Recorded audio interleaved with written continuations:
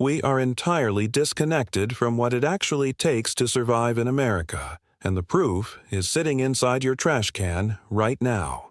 You throw away more calories in a single weekend than an entire working-class family consumed during a brutal winter week in 1954. But I am going to reveal something to you today, and there is one specific survival meal at the absolute end of this countdown, meal number 1, that will completely shatter how you view your grocery bill forever. Stick around for it, because if you understand that final recipe, you will never fear inflation again. The post-war American dream was a manufactured illusion for millions of blue-collar workers. While television commercials broadcasted images of gleaming refrigerators stuffed with standing rib roasts, actual families in the Rust Belt, the Deep South, and the rural Northwest were surviving on pennies. They were practicing a highly evolved form of culinary alchemy. But here is the terrifying truth most historians ignore. We did not just forget these 25 frugal meals. We actively erased them out of pure economic shame. Number 25. Cabbage and egg noodles, known in the steel towns of Pennsylvania as haluski. Modern diets treat cabbage as a superfood, but in 1952 it was the ultimate poverty vegetable. A massive head of green cabbage cost barely a nickel. Mothers would shred it down to translucent ribbons and fry it in half a cup of hoarded bacon fat until the edges turned deeply caramelized and sweet. And this is exactly where modern cooks get it entirely wrong. They try to elevate it. The beauty of haluski was its aggressive simplicity. You tossed in cheap, thick egg noodles, heavily salted them, and let the starch bind with the pork fat. It was dense, incredibly cheap, and packed with enough complex carbohydrates to sustain a coal miner through a 12-hour shift. No one posts this on social media today because it looks like a monochromatic pile of struggle. But the flavor was undeniably rich. Number 24. The stretched meatloaf heavily cut with rolled oats. We think of meatloaf as a diner classic, but its working-class origins are far more desperate. Ground chuck was not always cheap. When a family of 7 needed to share a single pound of meat, mothers turned to Quaker oats. But let me tell you why this was a stroke of absolute genius. The oats did not just act as a cheap filler. They absorbed the rendered beef fat during the baking process, expanding and trapping the savory juices that would have otherwise cooked off into the pan. This meant every single slice tasted overwhelmingly like prime beef, even though it was 40% cereal grain. Covered in a thin glaze of cheap ketchup mixed with brown sugar, this oat-stretched loaf fed an entire household for under 50 cents. Yet, here is the real secret food corporations hid from us. The oat meatloaf was actually far healthier and more digestible than the solid blocks of meat sold in modern premium restaurants. Number 23. Potato peel broth. Stop peeling your potatoes and throwing the skins away. In the tightest financial months of the 1950s, especially right before the spring thaw, rural families knew that the skin held the most intense, earthy flavor and vital nutrients. Mothers would take the thick, dirt-scrubbed peels of russet potatoes, toss them into a rolling boil of salted water, and add a single scorched onion half. What emerged hours later was a deeply savory, golden liquid that tasted remarkably like chicken broth. But this is the crucial pivot you must understand. They did not eat it as a soup. They used this free potato peel broth to boil their cheap rice or stretch a meager pot of beans, layering flavors without spending an extra dime. It was absolute culinary wizardry born from pure desperation. Number 22. Spam and potato hash. Spam carries a heavy stigma today, a punchline for cheap processed meat. But for post-war families, that blue and yellow can was a literal lifesaver. It was shelf-stable protein that required no icebox. But you never ate it straight from the tin. That was considered a waste. Instead, mothers would dice a fraction of the block into microscopic cubes and fry them aggressively until they transformed into crispy, salty croutons of pure flavor. Then came the leftover boiled potatoes, smashed directly into the rendered pork fat. The starch crisped up, absorbing the intense sodium and smoke of the canned meat. Listen closely because this is the mechanism of poverty cooking. You use the cheap meat as a spice, not as the main course. By treating Spam as a seasoning, a single 30-cent can could stretch across 3 separate dinners. Number 21. Vinegar pie. You might think desserts were entirely abandoned during hard times. You would be dead wrong. Working-class families understood that psychological morale was just as vital as caloric intake. But apples and cherries were expensive, out of season. So they manipulated chemistry. Apple cider vinegar, tap water, white sugar, and flour. Boiled together, the sharp acid of the vinegar miraculously transformed into a bright, tangy custard that perfectly mimicked the flavor profile of fresh lemons. Baked in a simple lard crust, it was a masterpiece of illusion. And this is where most people completely fail to grasp the resilience of the 1950s housewife. She was an absolute master of deception, capable of conjuring luxury out of literal pantry dust. Number 20. Hot dog penny casserole. Franks and beans is a known staple, but the penny casserole was a specific architectural feat. Mothers would take a single package of cheap hot dogs, slice them incredibly thin to look like copper pennies, and fold them into a massive, bubbling dish of navy beans sweetened with dark molasses and sharp mustard. The thin slicing was a deliberate psychological trick. It ensured that every single bite of the casserole contained a piece of meat, creating the illusion of extreme abundance. Children felt wealthy eating it. They never realized they were consuming heavily diluted protein. Today, we demand massive slabs of meat on our plates, completely losing the art of the stretch. Number 19. Rice and sweet milk. Long before fancy rice puddings appeared in high-end bakeries, this was the default emergency supper for millions of children in the Deep South. Leftover boiled white rice, placed in a deep bowl, dusted with a heavy pinch of granulated sugar, and drowned in unpasteurized whole milk. It was served cold. It required 0 cooking time. It cost practically nothing.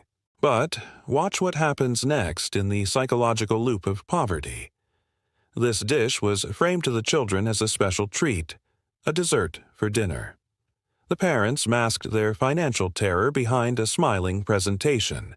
The kids ate it aggressively, entirely unaware that the cupboards were completely bare. Number 18. Roasted cabbage steaks. When meat was entirely out of the question, cabbage stepped in again, but this time it was treated with the reverence of a prime rib. Thick, 2-inch cross-sections of cabbage were laid on a tin sheet pan, brushed with whatever fat was available, usually rendered bacon grease or cheap margarine, heavily peppered, and roasted in a scorching hot oven until the edges turned black and crispy.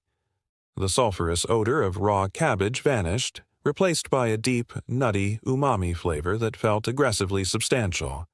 You carved it with a steak knife. You chewed it like meat. It demanded effort to eat, which signaled to the brain that a major caloric event was occurring. This is the biological hack our ancestors intuitively understood. Chewing equals satisfaction. Number 17. Peanut butter and mayonnaise sandwiches. This combination sounds aggressively repulsive to the modern palate. But do not look away, because this sandwich single-handedly sustained the working-class logging towns of the Pacific Northwest. Peanut butter provided dense, sticky protein. Mayonnaise provided essential slick fats and a sharp tang that cut through the heaviness. Smeared on cheap white bread, it was a calorie bomb that could sit in a metal lunchbox in the hot sun for 9 hours without spoiling. It was cheap, it was indestructible, and it kept bodies moving. We abandoned it because our palates became pampered by artificial sweetness. But in 1955, this was blue-collar rocket fuel. Number 16. Onion gravy on stale toast. There is a reoccurring theme here, and you need to pay attention to it. Nothing was ever thrown away. Stale bread was a resource. When a loaf turned entirely hard, it was placed on a plate. Meanwhile, mothers would take 3 massive yellow onions, which cost mere pennies, and slowly caramelize them over a low flame for nearly an hour. The onions collapsed into a sweet, dark jam. Flour and water were whisked in to create a thick, glossy brown gravy. Poured boiling hot over the stale bread, the toast instantly rehydrated, swelling up to absorb the rich, beefy flavor of the caramelized onions. It tasted like French onion soup without the expensive cheese or the veal stock. It was survival mimicking aristocracy. Number 15. Ketchup soup. The lowest rung of the culinary ladder, yet eaten by millions of urban tenement dwellers during factory strikes. Hot tap water, free ketchup packets from the diner, a pinch of salt, stirred together in a mug. It sounds tragic. It was tragic. But here is the brutal reality of the 1950s that television completely glossed over. During massive union strikes in Detroit and Chicago, entire neighborhoods went weeks without paychecks. Ketchup soup provided trace amounts of sugar, sodium, and the warmth needed to stop shivering in unheated apartments. It was a placebo for the stomach, a desperate attempt to trick the nervous system into feeling fed. Number 14. Fried cornmeal slices with dark molasses. Polenta is what they call it in expensive Italian restaurants today, charging $20 a plate. In 1954, Appalachia, it was called cornmeal mush. Mothers would boil cheap yellow cornmeal until thick, pour it into a rectangular bread tin, and let it chill outside in the winter air until it became a solid brick. The next morning, it was sliced half an inch thick and fried in smoking hot lard until a brutal, impenetrable crust formed on the outside. Drizzled with cheap blackstrap molasses, it provided the massive spike in blood sugar necessary to chop wood for 3 hours. It was agrarian energy design. Number 13. Watermelon rind preserves. You eat the red flesh and toss the green rind into the trash. You are throwing away food. The working-class housewives of the Deep South would take those tough green rinds, peel off the very outer skin, chop the white pith into tiny cubes, and boil them violently with sugar, cloves, and lemon peels. The tough rind magically transformed into translucent, glowing jewels that tasted exactly like spiced apples. They jarred it and ate it over cheap biscuits all winter long. It was the ultimate defiance against waste. A masterclass in extracting every microscopic drop of value from the earth. Number 12. Tuna noodle casserole heavily crusted with crushed potato chips. Canned tuna was cheap, but the real star here was the textural engineering. Boiled egg noodles, a can of generic mushroom soup, and a single can of flaked tuna. It was soft, mushy, and largely uninspiring. But this is exactly where the genius of the working-class mother shined. She would take the stale crumbs from the bottom of a potato chip bag, the dusty remnants that no one wanted to eat, and pack them aggressively onto the top of the casserole before baking.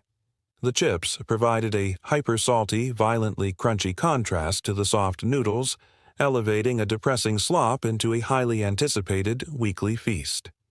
Number 11. Sardines and sharp mustard on saltines. Fish is heavily romanticized today, but in the 1950s, tiny oily fish packed in cheap tin was strictly the domain of the poor. Men would sit on the porch, peel back the aluminum lid, and meticulously layer a single pungent sardine onto a saltine cracker, topped with a blindingly sharp dot of yellow mustard. The mustard cut the extreme fishiness, the cracker provided the snap, and the sardine delivered a massive dosage of omega fatty acids and calcium from the edible bones. It was a nutritional powerhouse bought with pocket change. Modern diets suffer from massive deficiencies because we abandoned these tiny, oily miracle fish out of pure culinary snobbery. Number 10. Pimento cheese from absolute scraps. Forget the artisanal tubs sold at high-end grocers today. Original, frugal pimento cheese was a disposal method for cheese ends. When the block of government or cheap cheddar got too hard and crusty to slice, it was grated aggressively on a box grater, mixed with heavily discounted canned pimentos, and bound together with whatever mayonnaise was scraping the bottom of the jar. It was mashed into a neon orange paste and kept in the icebox. It transformed inedible, stale cheese rinds into a highly seasoned spread that could make a single piece of celery taste like a decadent snack. Number 9. Lentil stew cut with heavy vinegar. Lentils have always been the poor man's meat, but they taste like literal dirt if not seasoned correctly. Families with no access to ham hocks or bacon ends had to rely on a different flavor enhancer: acid.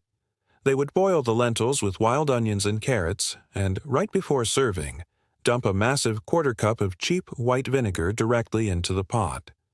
The extreme acidity completely masked the muddy flavor of the cheap legumes, brightening the entire dish and forcing the salivary glands to work overtime.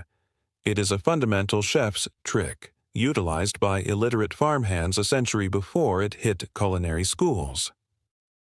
Number 8. Bread pudding made with savory meat drippings. Sweet bread pudding is common. Savory bread pudding was survival. Take all the stale heels of bread, tear them up, and instead of milk and sugar, drown them in the leftover drippings from Sunday's cheap roast or bacon fat.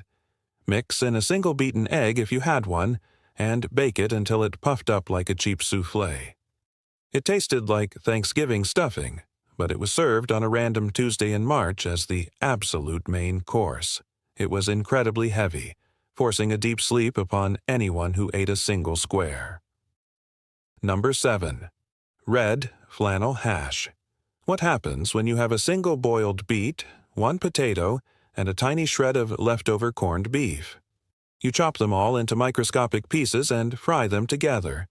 The juice from the cheap beet bleeds into the potatoes, turning the entire cast-iron skillet a vibrant, shocking shade of crimson red. It looked like a massive, bloody slab of expensive meat, but it was 90% cheap root vegetables. The visual trickery was just as important as the caloric density. You feed the eyes to trick the stomach. Number 6. Liver and onions smothered in brown gravy. Organ meats were practically given away by butchers in the 1950s. They were considered trash. But a smart mother knew that beef liver was basically a multivitamin. To hide the intense metallic iron taste that children despised, the liver was soaked in cheap milk, dredged in heavily peppered flour, and flash-fried. Then it was completely drowned in a thick onion gravy to mask the texture. Eaten with mashed potatoes, this incredibly cheap organ meat cured anemia in millions of working-class children. Today, we pay massive premiums for beef liver supplements in pill form, completely forgetting we used to just eat it for dinner. Number 5. Chicken gizzards and tough rice. The breasts and thighs went to the wealthy. The tough, rubbery gizzards went to the poor. But here is the secret most modern people fail to understand about gizzards. If you boil them violently for 3 solid hours, the tough connective tissue completely melts, turning the cheap scrap meat into incredibly tender, intensely flavorful morsels. Served over a bed of cheap white rice cooked in the gizzard boiling water, this dish tasted overwhelmingly of deep, concentrated chicken flavor. It was a masterclass in patience overcoming poverty. Number 4. The end of the month master stew, also known as perpetual soup. This is where survival cooking reached its absolute peak. In the final 5 days of the month, before the paycheck cleared, every single scrap of leftover food, a spoonful of peas, half a baked potato, the bone from a pork chop, a wilted carrot, was thrown into a massive pot of boiling water. It simmered continuously on the back of the stove for days. The flavors melded into a complex, unidentifiable broth. It was never the same twice. It was a biological safety net, ensuring that literally zero organic matter was ever wasted. Number 3. Fried saltines in bacon fat. When there was no bread, no meat, and no vegetables, there were crackers. But a dry cracker cannot sustain a working man.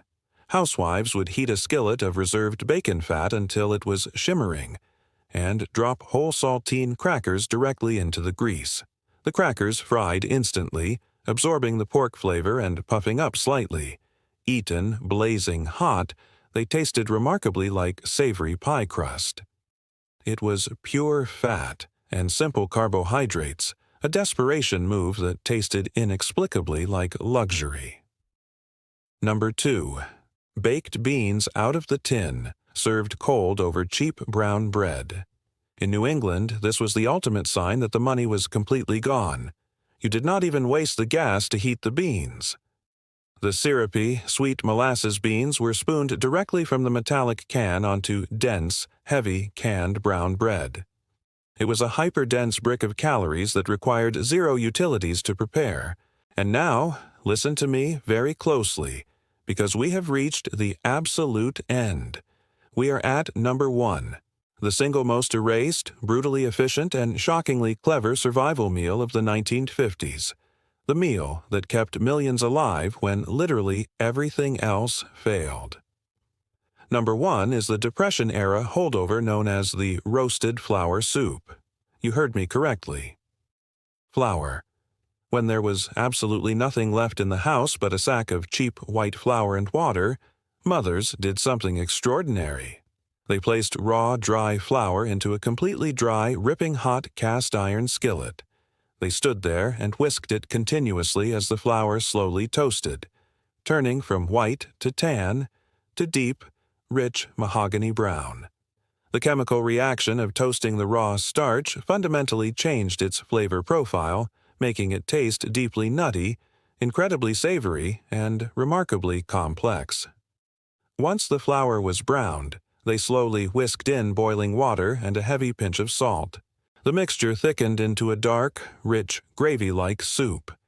It tasted exactly like a beef-based consomme, but it contained zero meat, zero vegetables, and zero fat. It was an absolute illusion created by fire and starch. Millions of children went to bed with full, warm stomachs, entirely unaware that they had just eaten nothing but toasted dust and tap water. This was the ultimate victory of the American working class. The ability to create something entirely out of nothing. We did not just forget these meals, we abandoned the resilience that created them. Look at your grocery bill. Look at your pantry. We have become extraordinarily weak. The next time you complain about the cost of groceries, remember the mothers who made a feast out of toasted flour. Subscribe right now if you want to remember what it actually takes to survive. Drop a comment and tell me which of these absolute desperation meals you would actually have the guts to eat today, because the hard times are circling back and you might just need these recipes sooner than you think.